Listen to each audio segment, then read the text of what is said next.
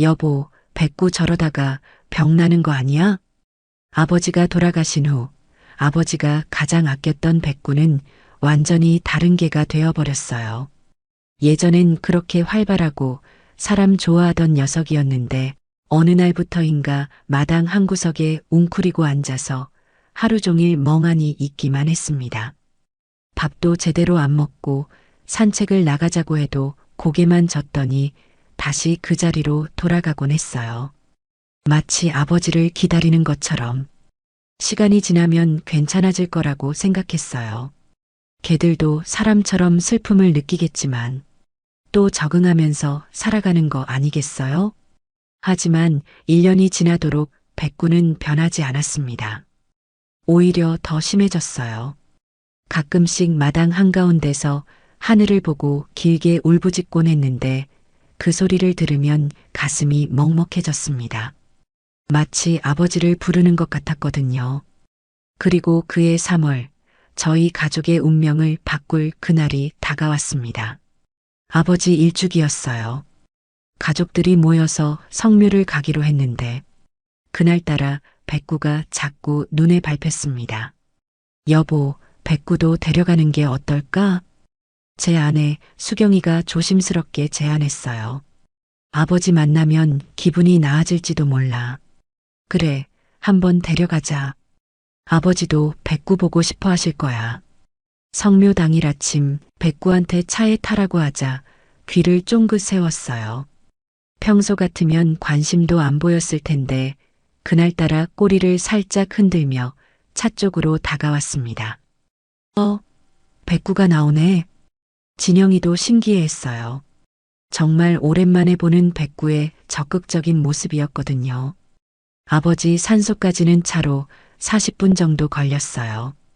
백구는 뒷자리에서 조용히 앉아 창밖을 바라보고 있었는데 산에 가까워질수록 점점 안절부절 못하는 모습을 보였습니다.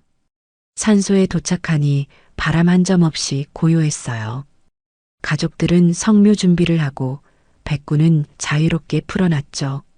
백구야, 아버지한테 인사해야지. 진영이가 백구를 보며 말하자 백구가 천천히 무덤 앞에 가더니 가만히 앉아 무덤을 바라보더라고요. 한참을 아무 말도 하지 않고요. 아이고, 우리 백구, 그렇게 아버지를 좋아했는데. 가족들은 그 모습을 보고 모두 안타까워했어요. 그렇게 성묘 준비를 마저 하고 있는데 갑자기 백구가 무덤을 미친 듯이 파기 시작했어요.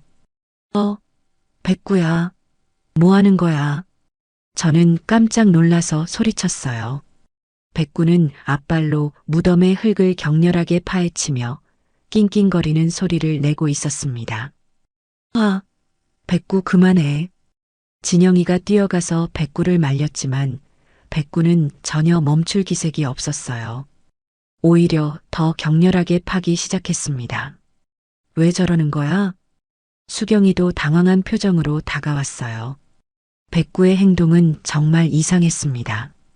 1년 동안 기력을 잃고 있던 녀석이 갑자기 이렇게 힘을 쓸 수 있다는 게 믿어지지 않았어요. 백구야, 안 돼.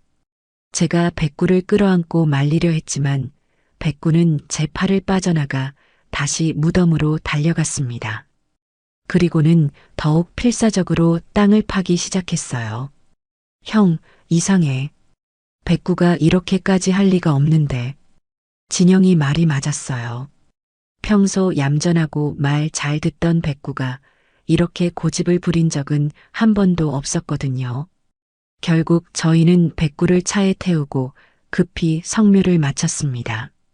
하지만 백구는 차 안에서도 계속 무덤 쪽을 바라보며 낑낑거렸어요. 집에 도착해서도 백구는 계속 이상했습니다.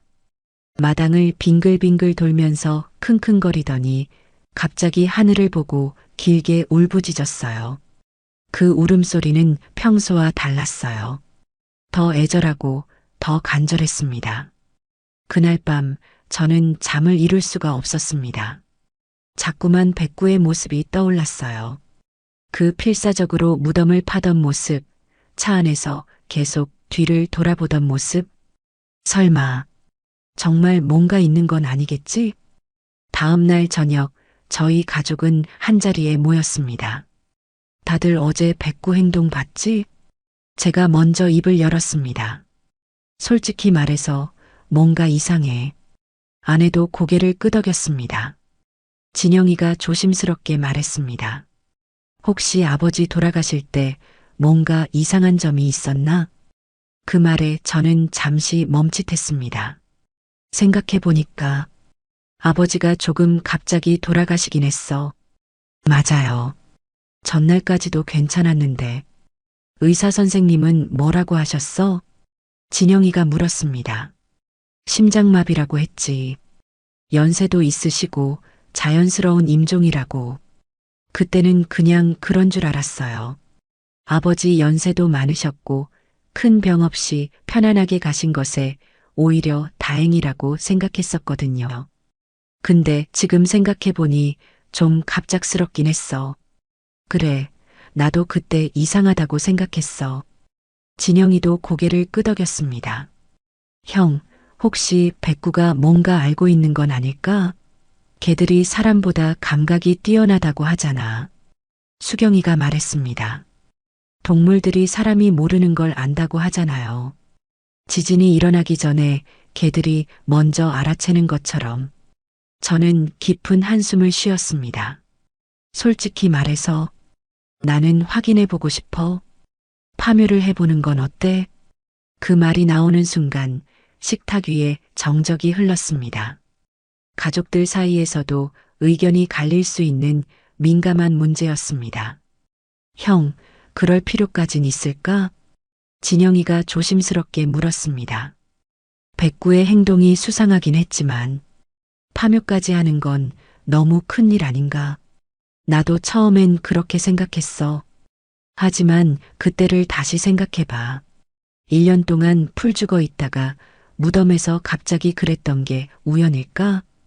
다른 게도 아니고 백구야. 백구가 얼마나 똑똑한데. 진영이가 깊은 한숨을 쉬었습니다. 형, 그럼 정말 파묘를 해야 한다는 거야? 백구가 계속 저러면 우리도 마음이 편하지 않을 거야.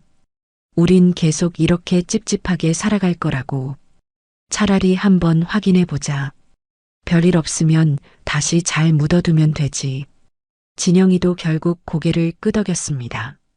그래, 생각해 보니까 형 말이 맞는 것 같아. 아버지한테는 죄송하지만 한번 해보자. 어쩌면 이게 아버지를 위한 일이지도 몰라. 그렇게 해서 저희는 파묘를 결정했습니다. 쉬운 결정은 아니었지만 백구의 이상한 행동을 그냥 넘길 수는 없었어요. 파묘 당일 이른 아침부터 산에는 짙은 안개가 깔려 있었습니다. 3월 중순이었지만 산 위는 여전히 쌀쌀했고 바람 한 점 없이 고요했어요. 저와 아내 그리고 진영이가 함께 산소로 향했습니다. 산소에 도착하자 장의업체 직원들이 이미 와 있었습니다. 삽과 각종 도구들을 준비해두고 저희를 기다리고 있었어요. 안녕하세요. 파묘 신청하신 최민호 씨 맞으시죠? 네, 맞습니다. 네, 그럼 시작하겠습니다. 장의업체 직원들이 조심스럽게 봉분의 흙을 걷어내기 시작했습니다. 한 삽 한 삽 파낼 때마다 제 심장이 두근거렸어요. 정말 뭔가 나올까? 아니면 그냥 평범한 무덤일까? 그런데 무덤을 판 지 어느 정도 지났을 때 장의업체 직원들이 뭔가를 발견하고 멈칫했어요. 이건 뭐지? 장의업체 직원들은 아버지 관 위치보다 조금 옆을 파더니 놀란 눈으로 뭔가를 계속 확인했어요. 뭐가 나왔나요? 무슨 일 있어요? 제가 다가가서 물었습니다. 유골함이. 여기 유골함이 있는데요? 뭐라고요? 저는 깜짝 놀라서 무덤 안을 들여다봤어요. 정말로 유골함이 있었습니다. 이거 혹시 가족들이 알고 있는 건가요? 아니요. 저희는 유골함을 묻은 적이 없어요. 그럼 저희 아버지 말고 다른 사람이 함께 묻혀 있다는 건가요? 그런 것 같습니다. 이건 명백한 불법 매장이에요. 저는 무릎이 풀렸습니다. 정말 백구가 옳았어요. 뭔가 문제가 있었던 거였습니다. 직원들이 조심스럽게 유골함을 들어 올렸어요. 유골함은 생각보다 작았어요. 작은 사각형 모양의 하얀색 함이었습니다. 앞면에 작은 명패가 붙어 있었습니다. 이름이 적혀 있네요. 박미소라고 되어 있습니다. 박미소? 저희는 서로 얼굴을 바라봤어요. 전혀 모르는 이름이었거든요. 2000년생이네요. 젊은 분이에요. 진영이가 안타까운 목소리로 말했어요. 그런데 왜 우리 아버지 무덤 옆에? 직원이 유골함을 더 자세히 살펴봤지만 다른 정보는 없었어요. 이상하네요. 보통은 화장 날짜나 화장장 정보도 적혀 있는데 이름만 있네요. 혹시 언제 묻힌 건지 알 수 있나요? 흙의 상태로 봐서는 그리 오래되지 않은 것 같습니다. 일단 경찰에 신고해야겠어요. 저는 바로 112에 신고를 했어요. 경찰이 현장에 도착하는 데는 30분 정도 걸렸습니다. 신고하신 분이 최민호 씨죠? 네, 맞습니다. 경찰관이 상황을 확인하고 사진을 찍었어요. 유골함도 증거물로 임시 보관하기로 했습니다. 박미소라는 분에 대해서 아시는 게 있으신가요? 전혀 모르겠어요. 처음 듣는 이름이에요. 그럼 수사를 통해 신원을 확인해 보겠습니다. 며칠 시간이 걸릴 수 있어요. 경찰이 돌아간 후 저희는 집으로 돌아왔어요. 하지만 마음이 편하지 않았습니다. 박미소, 누구일까?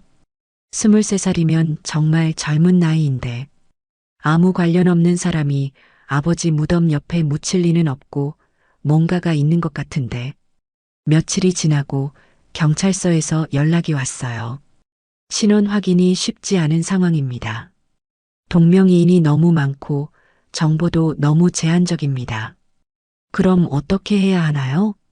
좀 더 시간을 두고 수사해 보겠습니다.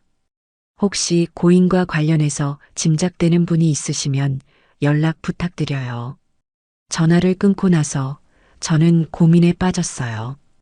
어떻게 해야 하지? 도대체 우리가 모르는 뭐가 숨겨져 있는 거지? 그저 이렇게 두고만 볼 수 없었습니다. 그때 문득 생각이 났어요. 아버지를 간병해 주셨던 순이 누나. 순이 누나는 마지막까지 아버지를 가장 가까이에서 돌봐주신 분이에요. 아버지 간병에 최선을 다해주신 저희에겐 정말 고마운 분이자 가족 같은 분이었습니다. 아버지가 순이 누나에게 뭔가를 말하지 않았을까? 그래서 즉시 전화를 걸었어요. 여보세요, 순이 누나? 잘 지내시죠? 아, 민호 씨. 오랜만이네요. 어쩐 일이세요?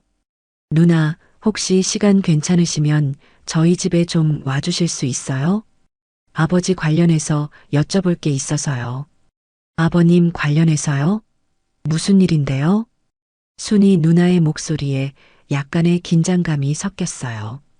전화로는 설명하기 어려워서 와주시면 자세히 말씀드릴게요. 별로 급한 건 아니니까 편하실 때 오세요. 그럼 조만간 갈게요. 며칠 후 순이 누나가 저희 집 배를 눌렀어요. 민호 씨 저 왔어요. 제가 일어나서 마중 나가려는데 백구가 갑자기 귀를 쫑긋 세우더니 마당으로 뛰어나갔어요. 대문을 열고 순이 누나가 들어왔고 백구와 순이 누나는 눈을 마주쳤어요. 그런데 그 순간 순이 누나의 얼굴이 확 밝아졌습니다. 어머, 백구야. 잘 지냈니? 순이 누나가 반갑게 소리치며 손을 내밀었어요. 백구는 꼬리를 살랑살랑 흔들며 순이 누나에게 달려가더니 다리에 몸을 비비기 시작했습니다. 제가 웃으며 말했습니다. 백구야, 순이 누나가 그렇게 좋아? 순이 누나는 백구를 쓰다듬으며 정말 반가워하셨어요. 우리 백구가 얼마나 기특한지. 제가 사장님 돌봐드릴 때 항상 옆에서 도와줬어요. 아이고, 여전히 잘생겼네, 우리 백구. 들어오세요. 저희는 거실로 들어갔어요. 순이 누나는 평소와 다름없이 편안한 모습이었습니다. 안녕하세요. 진영이와 아내와도 인사를 나누었어요. 정말 오랜만에 만남이라 다들 반가워했습니다. 그런데 무슨 일이세요? 아버님 관련해서 여쭤볼 게 있다고 하셨는데. 네, 사실은 저는 어떻게 시작해야 할지 망설였어요. 너무 갑작스럽게 말하면 놀라실 것 같은데. 얼마 전에 백구가 아버지 산소에서 계속 이상한 행동을 하더라고요. 그래서 파묘를 했는데 그 말을 하는 순간 순이 누나의 얼굴색이 순간적으로 변했어요. 밝던 표정이 사라지고 뭔가 긴장한 듯한 기색이 역력했습니다. 파묘요? 네, 백구가 자꾸 무덤을 파려고 해서 이상해서 확인해 봤는데 저는 조심스럽게 말을 이어갔습니다. 아버지 무덤 옆에서 유골함이 나왔어요. 그 순간이었습니다. 순이 누나가 갑자기 쿵 소리를 내며 바닥에 무릎을 꿇고 앉으셨어요. 누나, 저는 깜짝 놀라서 일어났습니다. 왜 그러세요? 하지만 순이 누나는 고개를 푹 숙인 채 떨리는 목소리로 말씀하셨어요. 정말 죄송합니다. 네. 순이 누나의 눈에서 눈물이 흘러내리기 시작했어요. 제가 잘못했어요. 누나, 무슨 말씀이세요? 일단 일어나세요. 제가 순이 누나를 부축해서 일으켜 세우려 했지만 순이 누나는 계속 바닥에 앉아 계셨어요. 안 돼요. 저는 죄인이에요. 누나, 침착하세요. 무슨 일인지 천천히 말씀해 주세요. 옆에 있던 진영이와 수경이도 놀란 표정으로 순이 누나를 바라보고 있었어요. 순이 누나는 한참을 울다가 고개를 들어 저희를 바라봤어요. 그 눈에는 깊은 후회와 절망이 가득했습니다. 그거 제가 묻은 거예요. 뭐라고요? 누나가요? 네, 제가. 순이 누나는 다시 고개를 숙이며 울기 시작했어요. 왜 그런 일을? 저는 조심스럽게 물었습니다. 이유가 있으신 거죠? 누나가 아기로 그렇게 하시지 않은 걸 알아요. 괜찮으니까 진정하시고 천천히 얘기해 보세요. 순이 누나는 한참을 울다가 떨리는 목소리로 대답했어요. 그리고 그때부터 들려주신 이야기는 저희는 전혀 몰랐던 아버지와 순이 누나 사이에 숨겨진 이야기였습니다. 그리고 그날 순이 누나가 들려준 이야기에 저희 가족은 모두 할 말을 잃고 말았습니다. 지금부터 그날 순이 누나가 들려준 이야기를 들려드리겠습니다. 순이 누나에게는 박미소라는 23살 딸이 있었습니다. 미소는 태어날 때부터 심장에 구멍이 있어서 어릴 때부터 수차례 수술을 받으며 살아왔어요. 7살 때 첫 수술, 12살 때 두 번째 수술, 고등학교 2학년 때 세 번째 수술. 미소의 어린 시절은 거의 병원에서 보냈다고 해도 과언이 아니었습니다. 순이 누나의 남편은 미소가 13살 때 교통사고로 세상을 떠났고 그때부터 순이 누나는 혼자서 아픈 딸을 키워야 했습니다.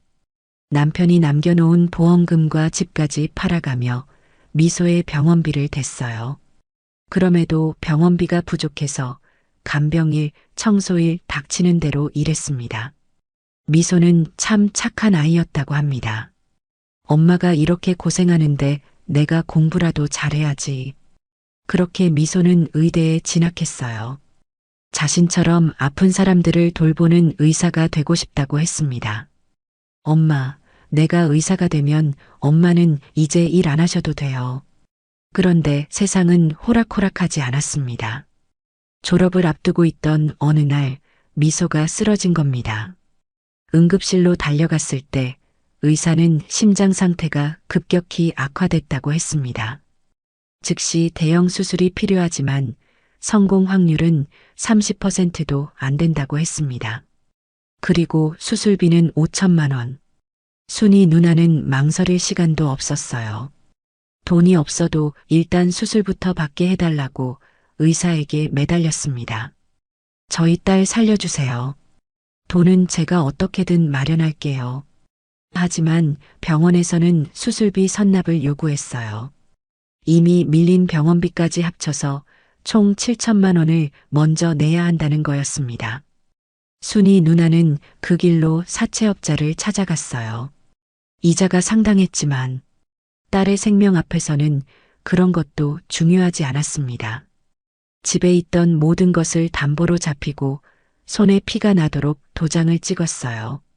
수술은 18시간 동안 계속됐어요. 순이 누나는 그 시간 동안 병원 복도에서 무릎을 꿇고 기도했습니다. 제발 딸만은 살려달라고, 자신의 목숨을 가져가도 좋으니 딸만은 살려달라고요. 물 한 모금 안 마시고 화장실도 안 가고 그냥 계속 기도만 했어요. 수술은 성공했습니다. 하지만 미소는 의식을 찾지 못했어요.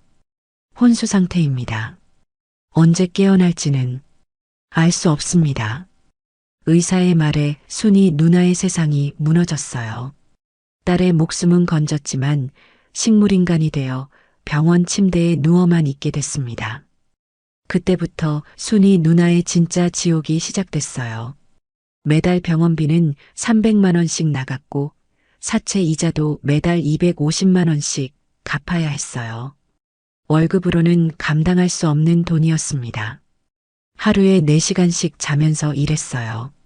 새벽 청소부터 시작해서 낮에는 간병일, 밤에는 식당에서 설거지까지. 그래도 돈이 모자랐어요. 그래서 더 많은 돈을 벌 수 있는 일을 찾게 됐고 그때 소개받은 게 저희 아버지 간병일이었어요. 24시간 간병이고 아버지가 여유가 있으셔서 조건이 괜찮았거든요. 처음 저희 집에 왔을 때 순이 누나는 정말 절망적인 상태였다고 합니다. 아버지는 첫날 순이 누나를 보자마자 말했어요. 고생이 많으시네요. 아버지는 순이 누나의 딱딱하게 굳은 얼굴을 보고 바로 알아차리셨던 것 같아요. 이 사람이 얼마나 힘든 상황에 있는지를. 편하게 일하세요. 우리 집 일은 어렵지 않으니까. 그리고 무리하지 마세요. 아버지의 따뜻한 말 한마디에 순이 누나는 그 자리에서 울음을 터뜨렸다고 해요. 얼마나 오랫동안 따뜻한 말을 들어보지 못했는지. 죄송해요, 사장님. 제가 왜 이러는지. 울어도 괜찮아요. 사람이 힘들면 울어야죠. 그날부터 아버지는 순이 누나를 정말 가족처럼 대해주셨어요. 밥은 드셨어요? 같이 드시죠. 너무 무리하지 마세요. 순이 누나는 말했어요. 그런 말들이 그때 자신한테는 유일한 희망이었다고. 그 말들이 아니었다면 자기는 이미 자살했을 거라고. 그래서 순이 누나는 저희 아버지 간병에 정말 최선을 다했어요. 아버지가 밤에 잠을 못 이루실 때면 순이 누나는 새벽까지 아버지 곁에 앉아 계셨어요. 등을 천천히 마사지해 드리면서 편히 주무세요 하고 속삭여 드렸죠.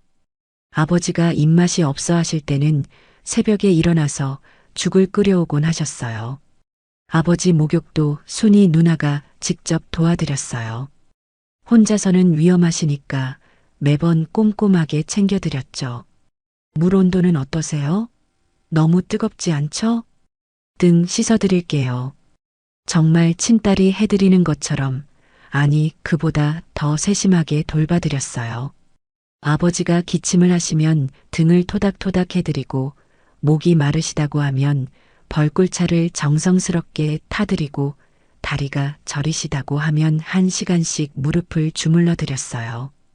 그런 모습들을 보면서 저희도 정말 감탄했어요. 형, 순이 누나가 우리보다 더 잘 돌봐드리는 것 같아. 정말 친딸도 이렇게까지 못할 것 같은데. 정말 든든하고 고마워. 아버지도 그런 순이 누나의 마음을 누구보다 잘 느끼셨을 거예요. 그래서 누구보다 순이 누나를 많이 아꼈죠. 간병인을 한 지 일주일쯤 지났을 때였어요. 순이 누나가 아버지에게 조심스럽게 말했어요. 사장님, 죄송하지만 제가 매일 저녁 7시에 1시간 정도만 나갔다 와도 될까요? 무슨 일인데요? 제 딸이 병원에 입원해 있어서. 그때 아버지는 순이 누나의 모든 사정을 알게 되셨어요. 딸이 식물인간 상태로 누워 있고 매일 저녁 면회를 간다는 것을요. 그럼 가셔야죠. 당연히 괜찮아요. 감사합니다. 빨리 다녀올게요. 하지만 아버지는 거기서 끝내지 않으셨어요. 병원비가 만만치 않을 텐데 어떻게 하고 계세요? 순이 누나는 대답을 못했어요.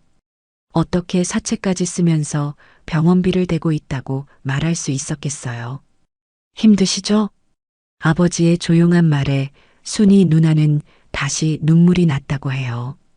그날 저녁 아버지는 순이 누나에게 봉투 하나를 건네셨어요. 이거 받으세요. 이게 뭔가요? 병원비 보태세요. 봉투 안에는 200만 원이 들어 있었어요. 안 돼요, 사장님. 이건 받을 수 없어요. 순이 누나가 손을 내저었지만 아버지는 고집스럽게 말씀하셨어요. 제가 드리고 싶어서 드리는 거예요. 거절하시면 제가 섭섭해요. 하지만 딸이 아픈데 엄마가 마음이 편할 리 없잖아요. 마음이 편해야 저한테 간병도 잘 해주실 거 아닙니까? 그날부터 아버지는 매달 순이 누나에게 200만 원씩 건네주기 시작했어요. 사장님, 정말 감사해요. 꼭 갚을게요. 갚을 필요 없어요. 어차피 떠날 몸, 이 많은 돈 가지고 있어서 뭐합니까? 아버지는 여러 부동산을 갖고 계셨거든요. 매달 임대료 수입도 있고 은행에 예금도 넉넉히 있으신 상황이어서 순이 누나를 도와주는 게 전혀 어렵지 않았습니다.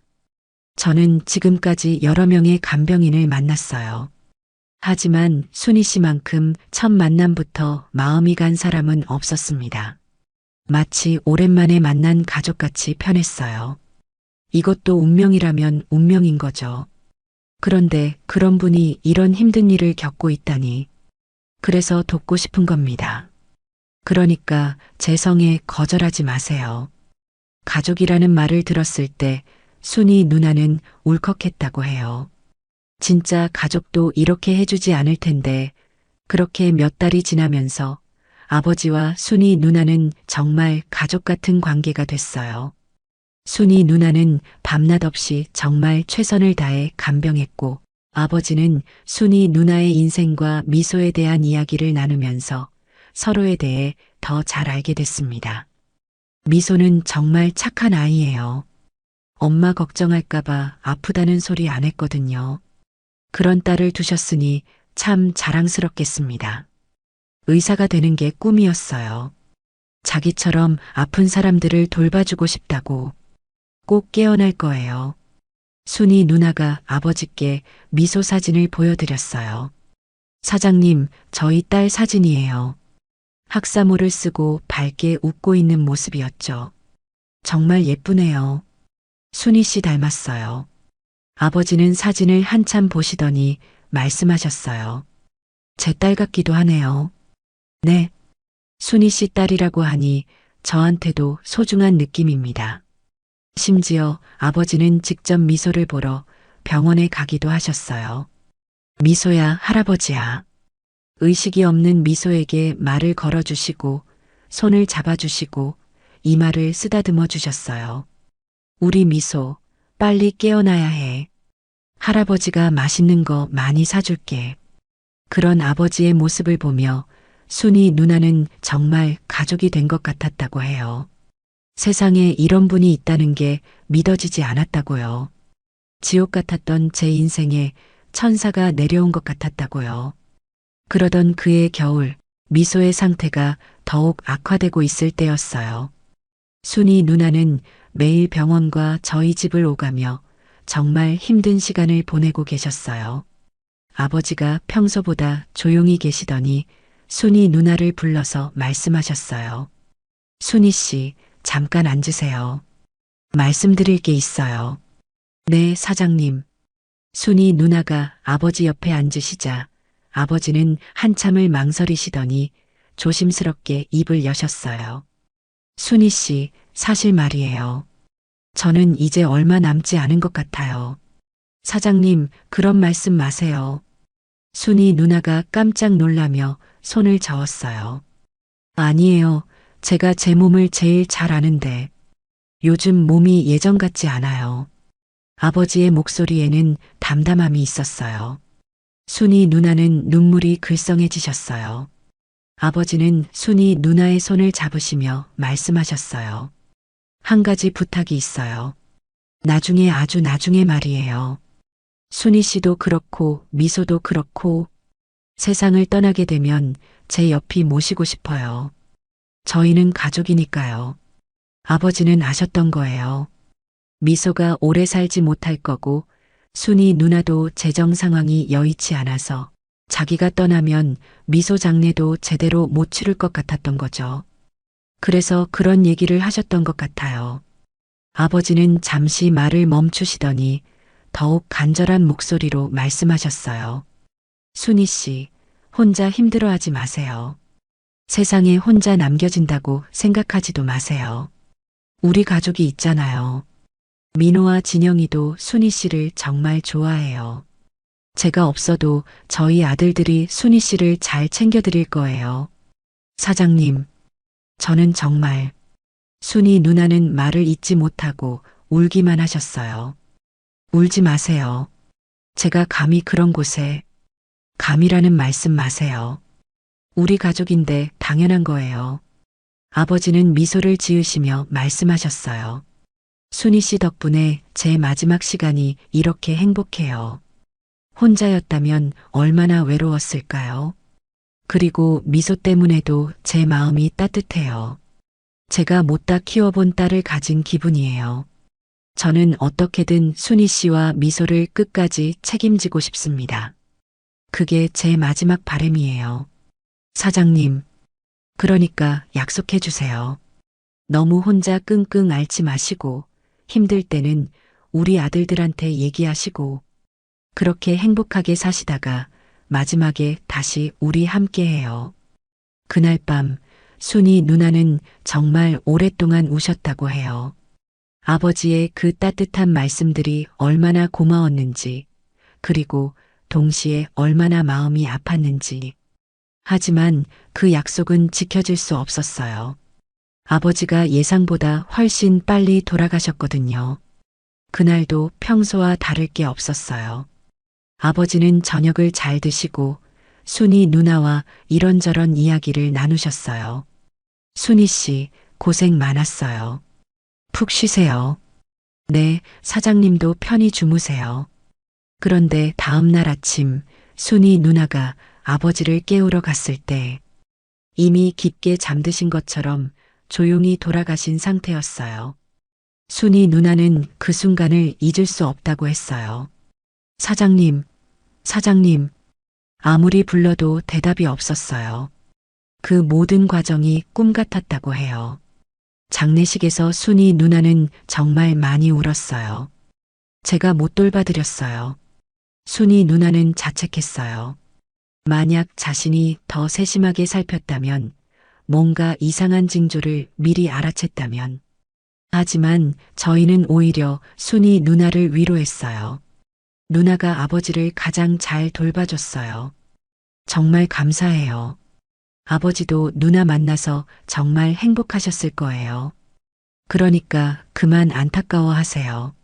그렇게 장례식이 끝나고 순이 누나는 혼자가 됐어요.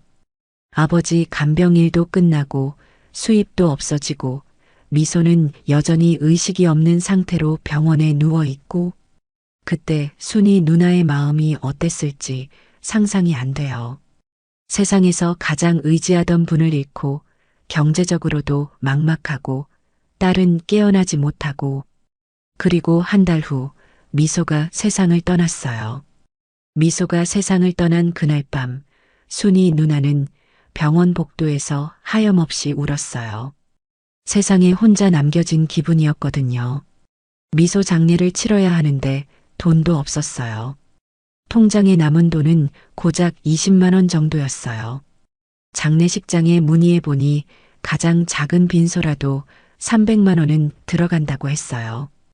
관가, 수의가, 화장비까지 합치면 500만 원은 넘을 거라고 했습니다. 결국 순이 누나는 가장 간소하게 장례를 치르기로 했어요. 빈소도 없이 화장장에서 바로 화장하는 것으로요. 미소야, 엄마가 이것밖에 못 해줘서 미안해. 화장장에서 미소에게 마지막 인사를 할 때 순이 누나는 정말 많이 울었어요. 화장을 마치고 유골함을 받았을 때 직원이 물어봤어요. 유골은 어떻게 하실 건가요? 봉안당에 모시시겠어요? 봉안당이 얼마나 해요? 가장 저렴한 곳도 300만 원 정도 하고 보통은 500만 원에서 1000만 원 사이예요. 순이 누나는 절망했어요. 그런 돈이 어디 있겠어요? 혹시 집에 둬도 될까요? 물론 가능하시죠. 집으로 돌아와서 순이 누나는 미소의 유골함을 안고 하루 종일 울었어요. 하지만 집조차도 안전하지 않았어요. 사채업자들은 계속 전화를 걸어왔고 집 월세도 밀렸어요. 집마저 나가야 할 상황이 된 겁니다. 그때 갑자기 아버지 말씀이 떠올랐어요. 처음에는 아무리 그래도 그건 아닌 것 같다라고 생각하셨대요. 아무리 사장님이 그렇게 말씀하셨다고 해도 같은 가족도 아니고 저희한테 연락하기에도 염치 없고요. 하지만 며칠이 지나도 대안이 없었어요. 미소 유골함을 들고 바닥에 나앉게 생긴 거죠. 결국 순이 누나는 자신을 설득하기 시작했어요. 사장님이 우리를 가족이라고 하셨으니까. 그날 밤 순이 누나는 미소의 유골함을 안고 산으로 향했어요. 아무도 없는 새벽 시간, 손전등 하나만 들고 올라갔어요. 아버지 무덤에 도착했을 때 순이 누나는 한참을 서 있었어요. 사장님, 저 왔어요. 죄송해요. 이렇게 밖에 할 수 없어요. 목소리가 떨렸어요. 정말 이래도 되는 건지 확신이 서지 않았거든요. 미소가 갈 곳이 없어요. 엄마가 능력이 없어서 눈물이 주룩주룩 흘러내렸어요. 미소라도 여기서 편안히 쉬어도 될까요? 그렇게 순이 누나는 아버지 무덤 옆에 작은 구덩이를 팠어요. 유골함을 조심스럽게 묶고 다시 흙을 덮었어요. 미소야, 엄마가 제대로 못해줘서 미안해. 엄마가 나중에 꼭 다시 찾으러 올게. 꼭 좋은 곳에 옮겨줄게. 사장님, 정말 죄송합니다. 그렇게 미소는 아버지 옆에 묻게 된 것입니다. 정말 죄송합니다. 제가 죄인입니다. 순이 누나의 마지막 말이 끝나고 거실에는 깊은 정적이 흘렀습니다. 저는 아무 말을 할 수가 없었어요. 목이 메어서 한마디도 나오지 않았습니다. 진영이도 고개를 숙인 채 어깨가 떨리고 있었고 수경이는 이미 눈물을 훔치고 있었어요. 이런 사연이 있었을 줄이야. 순이 누나는 여전히 고개를 숙인 채 말씀하셨어요. 정말 죄송해요. 제가 너무 이기적이었어요. 아무리 사장님이 그렇게 말씀하셨다고 해도 가족분들 몰래 그런 일을 한 게. 언니, 그런 말씀 마세요. 수경이가 먼저 말했습니다. 목소리가 떨리고 있었어요. 언니가 잘못한 게 아니에요. 이해해요. 괜찮아요. 그동안 많이 힘드셨죠? 진영이도 고개를 들었어요. 눈이 빨갛게 충혈되어 있었습니다. 저희한테 말씀하시지. 혼자 그렇게 고생하시고. 그때 백구가 조용히 일어나더니 순이 누나 앞으로 다가갔어요. 그리고는 순이 누나의 무릎에 머리를 올려놓았습니다. 백구야. 백구는 순이 누나의 손을 살짝 핥아주었어요. 누나.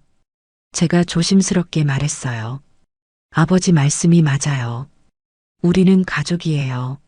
민호 씨. 미소도 우리 딸이나 마찬가지예요. 순이 누나의 눈에서 눈물이 주룩주룩 흘러내렸어요. 제가 이렇게까지 했는데 정말 괜찮아요? 괜찮은 게 아니라 오히려 당연한 거예요. 수경이가 말했습니다. 언니가 우리 아버님을 그렇게 돌봐주셨는데 진영이가 덧붙였어요. 저희는 정말 괜찮으니까 아버지 묘 옆에 미소를 둬요. 그럼 미소도 외롭지도 않을 거고 아버지가 잘 돌봐주실 거예요. 그 말에 순이 누나는 더욱 큰 소리로 울기 시작했어요. 감사해요. 정말 감사해요. 저희도 모두 울었어요. 그 감동적인 순간에 눈물을 참을 수 있는 사람은 아무도 없었습니다. 며칠 후 미소를 아버지 곁에 안치하는 날이 왔습니다. 그날 아침 순이 누나는 일찍부터 오셨어요. 검은 한복을 곱게 차려입고 손에는 하얀 국화꽃 한 다발을 들고 계셨습니다. 미소야, 미안해. 엄마가 미안해. 순이 누나가 꽃을 바라보며 조용히 말씀하셨어요. 백구도 그날 아침부터 달랐어요. 평소보다 차분하고 경건한 모습이었습니다. 순이 누나는 한참을 아버지 무덤을 바라보셨어요. 사장님, 감사합니다. 좋은 가족을 만나게 해주셔서, 제 인생을 살려주셔서, 순이 누나의 목소리가 떨리고 있었어요. 저희도 무덤 앞에 서서 묵념했습니다. 아버지, 이제 걱정하지 마세요. 순이 누나는 저희가 잘 모실게요. 미소의 무덤은 저희가 직접 만들어줬습니다. 순이 누나는 작은 삽을 들고 계셨고 저희도 각자 도구를 준비했어요. 아버지 무덤 옆에 작은 구덩이를 파기 시작했습니다. 저희는 돌아가면서 땅을 팠어요. 30분 정도 지나자 적당한 깊이의 구덩이가 완성됐어요. 순이 누나가 유골함을 아버지 무덤 쪽으로 향하게 하며 말씀하셨어요. 미소야, 할아버지께 감사 인사드려. 그 다음에 조심스럽게 유골함을 구덩이에 안치했습니다.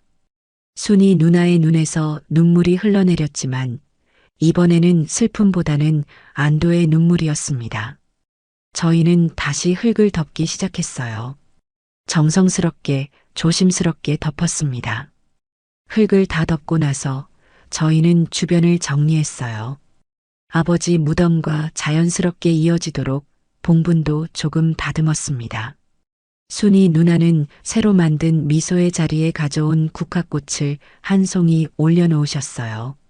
미소야, 엄마가 자주 올게. 할아버지랑 잘 지내고 있어. 마지막으로 저희는 모두 함께 절을 올렸습니다. 집으로 돌아오는 길, 순이 누나는 계속 감사하다고 하셨어요. 정말 고마워요. 아니에요. 누나도 우리 가족이니까 당연한 거예요. 백구는 차 안에서 정말 평안해 보였어요. 며칠 전까지만 해도 불안해하던 모습과는 완전히 달랐습니다. 백구야, 이제 마음 편하지? 제가 백구의 머리를 쓰다듬으며 물었어요. 백구는 제 손을 살짝 핥아주었어요. 정말 오랜만에 보는 평온한 모습이었습니다. 그날 저녁 순이 누나가 돌아가신 후 저희는 모두 마음이 한결 가벼워진 기분이었어요. 이제 정말 끝난 것 같아. 진영이가 말했어요. 아버지도 기뻐하실 거야. 하지만 저는 아직 하나 걱정되는 게 있었습니다. 그런데 순이 누나는 앞으로 어떻게 사실까? 사채빚도 있으시고 간병일도 끝났는데 빚이 얼마나 된다고 하셨더라? 진영이가 물었어요. 매달 200만 원은 갚아야 한다는데 200만 원? 수경이가 깜짝 놀랐어요. 형, 우리가 뭔가 도와드려야 하는 거 아닐까? 진영이가 말했어요. 나도 그런 생각이야. 저도 고개를 끄덕였어요. 고민을 좀 해보자. 어떻게 도와드려야 할지. 그로부터 일주일 정도 지난 어느 날이었어요. 아버지가 자주 보시던 불경 책들 사이에서 아버지의 일기장을 발견했어요. 아버지가 일기도 쓰셨구나. 일기장을 펼쳐보니 아버지의 손글씨로 빼곡히 적혀 있었어요. 저는 바로 진영이와 아내를 불렀어요. 모두 모인 자리에서 제가 조심스럽게 읽기 시작했어요.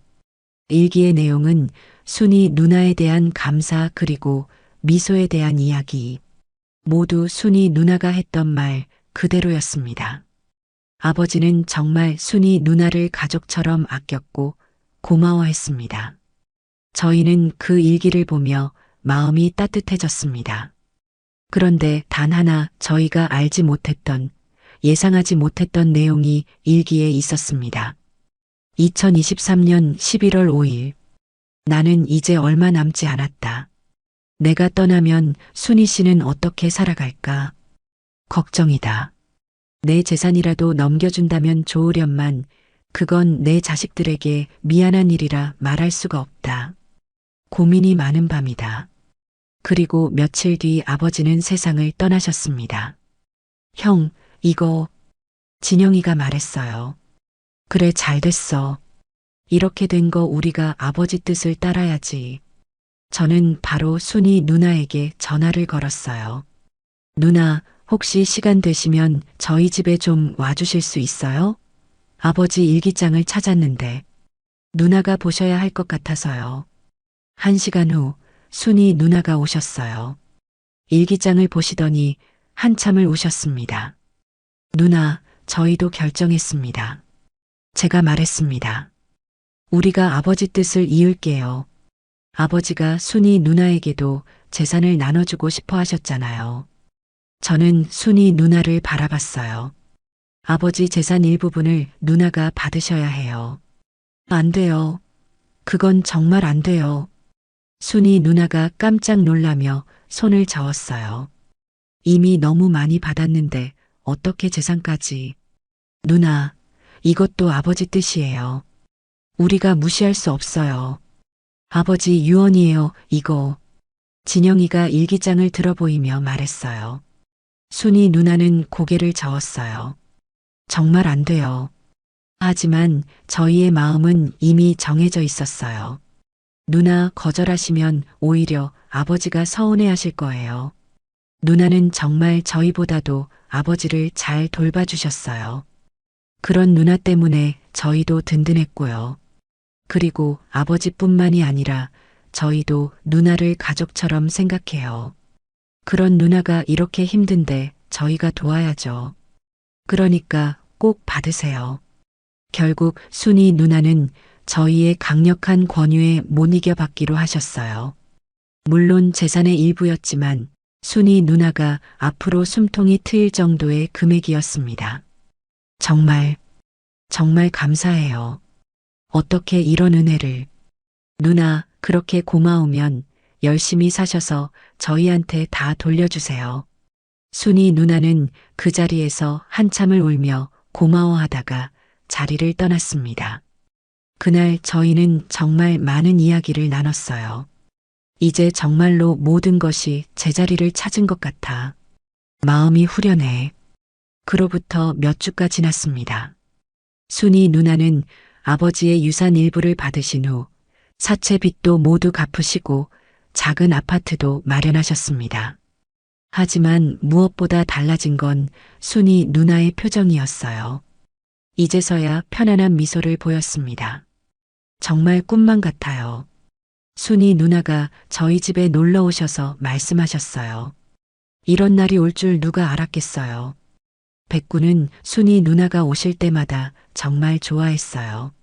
꼬리를 미친 듯이 흔들며 달려나가서 인사를 했죠. 백구야, 누나 왔어. 어머, 우리 백구. 누나 보고 싶었어? 백구와 순이 누나는 정말 특별한 관계가 있는 것 같았어요. 서로를 정말 아끼는 게 눈에 보였거든요. 그런 모습을 보면서 저는 문득 생각이 들었어요. 어느 날 저녁 가족끼리 모여 앉아 이야기를 하고 있을 때였어요. 여보, 나 요즘 고민이 있어. 수경이가 조심스럽게 말을 꺼냈어요. 뭔데? 순이 누나 말이야. 혼자 사시잖아. 그렇지. 그리고 백구도. 우리가 다들 바쁘니까 낮에는 혼자 있는 시간이 많고. 수경이의 말에 저도 고개를 끄덕였어요. 그래서 말인데, 순이 누나와 백구가 함께 지내면 어떨까 싶어서. 진영이가 놀란 표정으로 물었어요. 그게 무슨 말이야? 순이 누나도 혼자 계시고 백구도 외로워하고 함께 살면 좋을 것 같은데?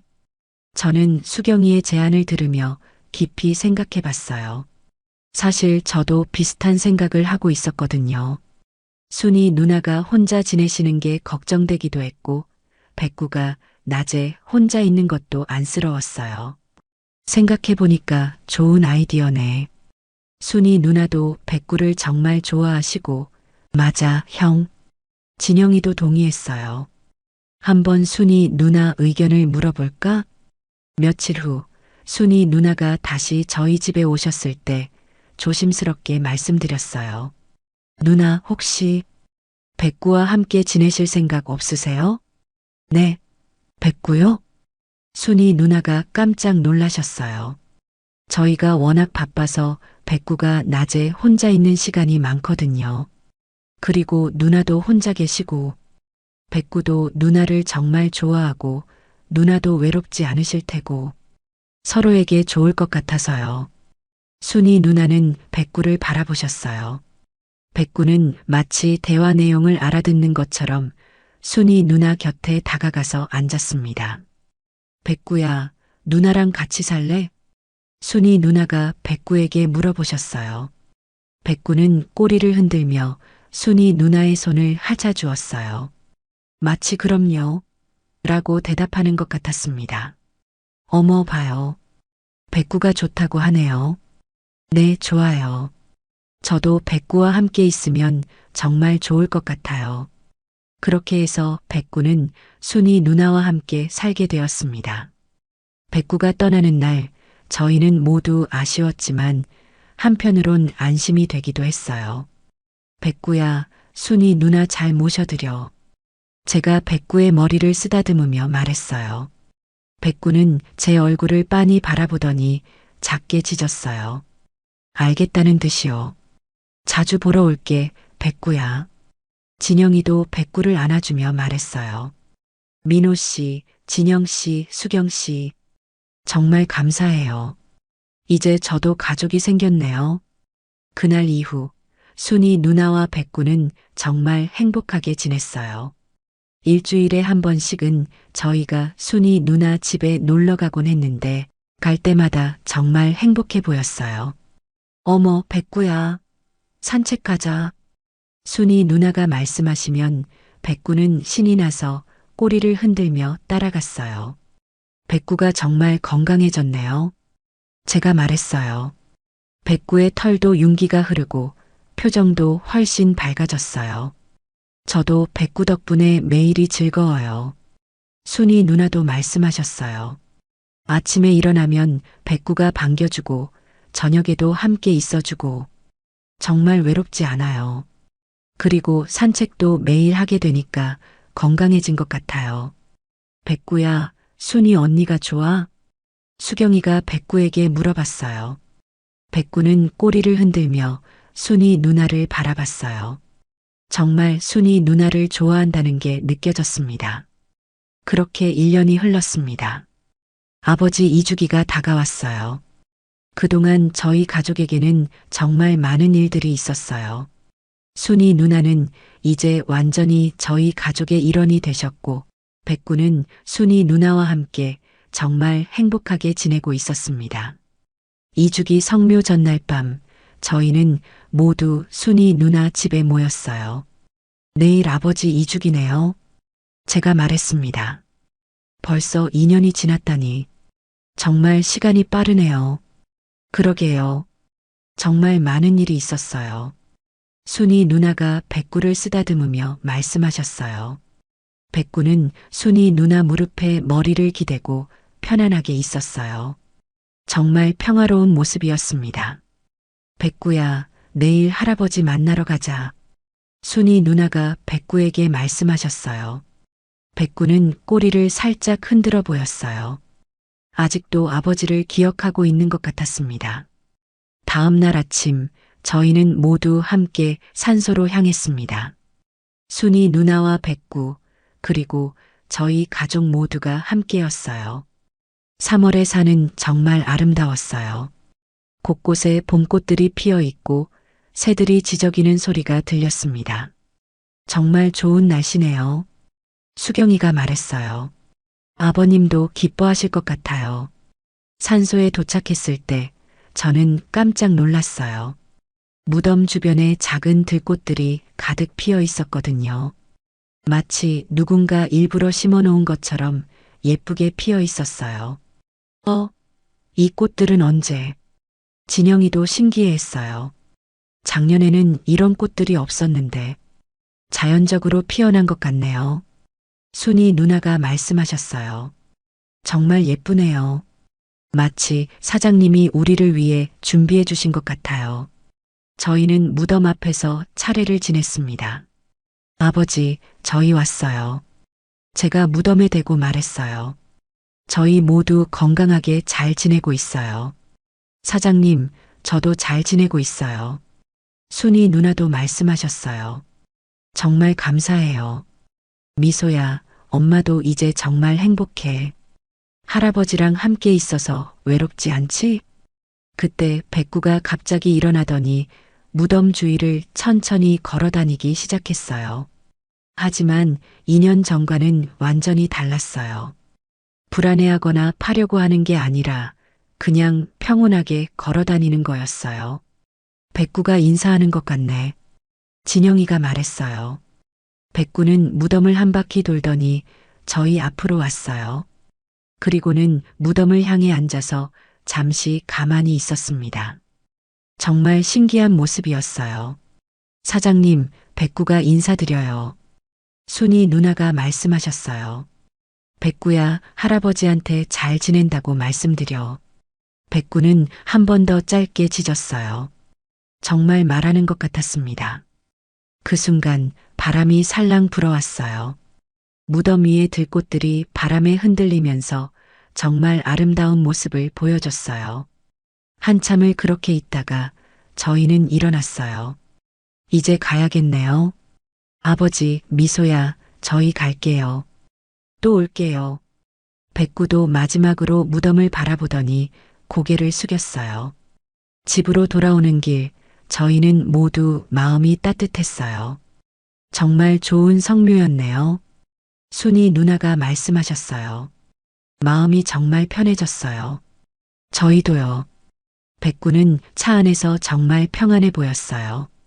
창밖을 바라보며 편안하게 있었습니다. 그날 밤 저는 정말 많은 생각을 했어요. 2년 전 백구가 무덤을 파던 그날부터 시작된 이 모든 일들. 처음에는 정말 당황스럽고 이해할 수 없었지만 지금 생각해보니 모든 게 일어날 일이었던 것 같아요. 아버지의 마지막 소원을 이루어드리고 순이 누나와 미소를 진짜 가족으로 받아들이고 모두가 행복하게 지낼 수 있게 만드는 그 모든 계획의 중심에 백구가 있었고요. 정말 영리하고 따뜻한 녀석이었습니다. 백구야 고마워. 오늘의 이야기는 어떠셨나요? 이 이야기가 여러분의 삶에 조금이나마 도움이 됐으면 합니다. 오늘도 건강하고 행복한 하루 보내세요. 지금까지 구름 같은 이야기였습니다. 감사합니다.